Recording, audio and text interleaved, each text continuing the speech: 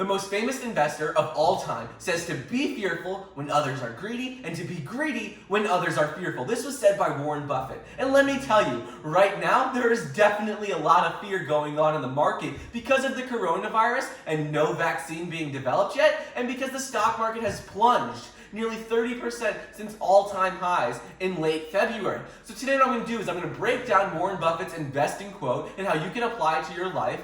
Then I'm going to go over a couple of investing strategies during a bear market. And lastly, I'm going to go over how you can apply these investing strategies into your life so you can A, feel the most comfortable about your investments, and B, so you can maximize your returns.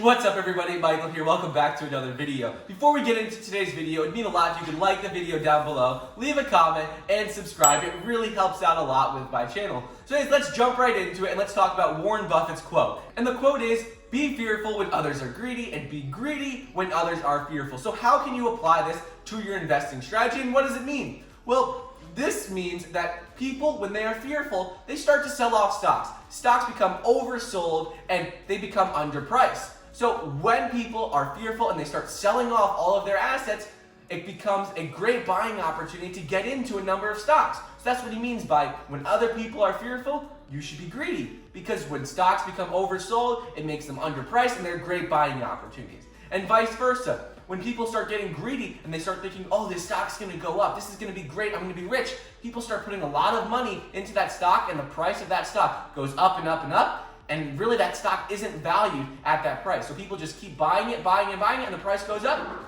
So by that he means you should be fearful because that means that it's overbought and it's likely to correct itself because it's not worth as much money as people are buying it for. So anyways, applying that to your life is when you see stocks dropping drastically or increasing drastically and it's not really warranted. It's not like the company released a new product or they're innovating and something positive is going to happen with them or negative. Then maybe you have to be careful and figure out why are the people doing this, and if they're just overbuying it, maybe you should get out of it, or if people are selling all of a stock, maybe they're overselling it and you could get into it. So how does this apply right now? Well, all the stocks in the market are being sold off like crazy. People are getting out of the market, they're selling off all of their assets. And what does this mean? Well, because everything's being sold, it's actually a great buying opportunity to get into a number of stocks. And I know what you're thinking. You don't know if the stock market's going to keep going down or keep going up, and that's right. But a good investing strategy is just to consistently invest your money over time. So that brings us into the second point of today is a couple of investing strategies during the coronavirus, during a bear market, during a recession. So what we're going to talk about first is consistently investing money over time. That's the first strategy because people invest money in the stock market and they try and buy low and sell high. That's what everyone tries to do. You try and make money on your investments. So how can you do this? Well, people are worried right now that if they buy it now at the prices currently, it might go down. So they might lose money.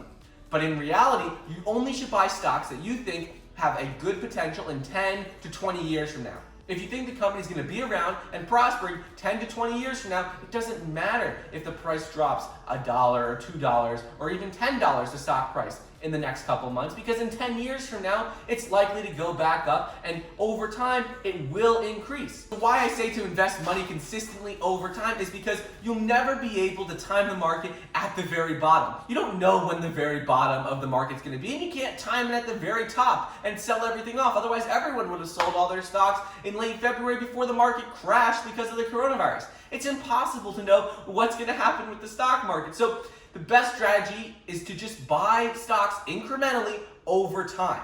So this leads to something called dollar cost averaging. And essentially what that is that means that if you buy a stock at $10, let's say you buy one share, and you buy one share at $20, well, your average price for that stock is $15. So if you just keep doing that over time, your stock prices average out. It's not that you're going to catch it at the very lowest, and you're not going to get it at the very highest. But all you know is by buying it consistently over time is you're definitely not going to be at the very lowest it's ever been, and you're definitely not going to have bought it at the very highest price. You're going to be somewhere in the middle, and that's great for a long-term investment because you're going to be averaging your costs, and if you think the company's going to do well, you'll make a significant return eventually over time. So another reason why investing consistently over time is great for your portfolio is because it takes out emotion. It avoids you making rash decisions based on emotion. Because right now, a lot of people are reacting based on emotion. They're like, I need to take all my money out, I'm going to lose all my money. But if you just stick to a strategy of investing consistently over time, you just know that you remove emotion from the equation, and you're just like, well, I know this stock is going to do well in the future. So even though right now it may go up, it may go down, it doesn't matter. You're just investing consistently, small amounts over time. So it removes emotion from the equation, and it'll avoid you making a huge loss and a huge mistake. And this leads us to the final point of the day, which is how can you apply this strategy into your life so you feel comfortable and maximize your return. So you need to ask yourself 4 questions before investing in any bear market, or really ever. The first question is, do you have an emergency fund? If you're in a bear market, it's essential that you have an emergency fund, which is money to cover you for the next 3 to 6 months of your life, to pay your bills, to pay for everything you need to live. Because you don't want to be investing money that you need to live, because you don't know what's going to happen with the market. If it's not during a bear market, you still need to make sure that you have some sort of savings, some money in cash just to cover you, because the market is volatile and you don't know what's going to happen with it today or tomorrow. The next thing you need to ask yourself is, do you need your money in a year or 2 for, let's say, like a wedding? Or can you live without it for 10 years? Because that's going to dictate what you do with your money. Because if you need your money in a year or 2 from now, it might not be smart to put it in the stock market, because you don't know what your return is going to be. You could lose money. But if you can wait 10 or 20 years, throughout history, the stock market has produced a significant return for every 10-year period. So you know you're not going to lose money based on historical averages in a 10-year period. So you just have to ask yourself, do you need the money in a year or 6 months, or can you wait 10 or 20 years? And this is going to dictate what your strategy is. And that's the third point, which is, what is your strategy going to be investing? If you don't feel comfortable investing and you need the money in a shorter term, you might want to put more money into, let's say, bonds. But if you're comfortable with the stock market, you're comfortable with a little bit of volatility, the safest option is going to be investing into large index funds, which are essentially collections of stocks. So it's like, instead of investing into one stock, you're investing into a fund that covers 1,000 stocks. So why is this good? Well, it diversifies your portfolio, because if a company goes out of business, your money isn't going to go to zero. Your investment isn't going to go to zero, because there's likely another company out of those 1,000 companies in that fund that's doing really, really well. So that will mitigate your risk a bit, and it'll make it a little safer than investing in just stocks. And when investing, you need to make sure that you feel comfortable with what you're investing in. You don't want to be checking stock prices every hour, scrolling through them, or every day. You want to feel comfortable that you made a good decision and that you don't have to worry about it. So if you're going to be someone who's very worried about your money investing, it might be better to stick with index funds or large funds like that. If you could invest in stocks and you could take on a little more risk, well, then you could start looking into growth stocks or value stocks, and just start investing into individual stocks in general.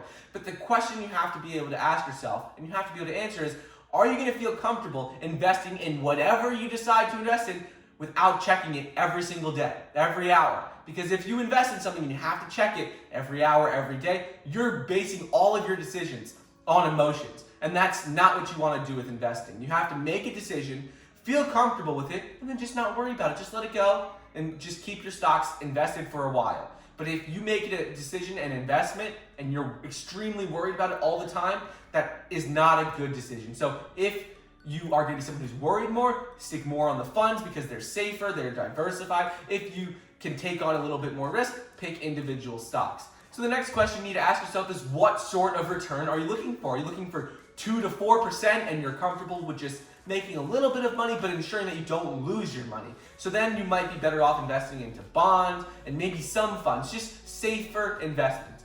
But if you're someone who's looking for 8 to 12% investment in 1 year, you're going to most likely have to invest in stocks and a little more volatile assets. So anyways, once you answer all of these questions, you'll be able to make a more educated and informed decision when investing. But one thing to keep in mind is that during a bear market, especially right now, it's a great time to get into stocks in general, because everything is being oversold. People are so scared, so fearful of what's going to happen in the future. And I get it, right now, stock prices may not be at the lowest point they'll reach this year. But what we do know is that they're great prices to get into right now. Whether they go down a little bit more, who knows? But right now, it is a great time to get into them. So anyways, that's all I got for you guys today. I hope you guys enjoyed today's video. Thank you so much for watching. Please like the video down below, leave a comment, and subscribe, and I'll see you guys next time.